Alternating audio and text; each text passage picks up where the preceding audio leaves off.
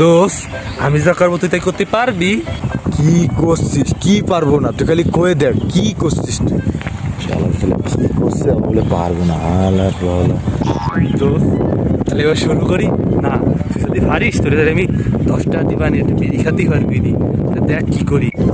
কি চ্যালেঞ্জ দিচ্ছে, তাতে আবার 10টা দেবে শালার গরিব।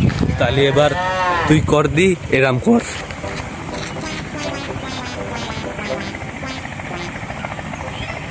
তাহলে দেখ দেখ আমি করতে পারি, দেখ।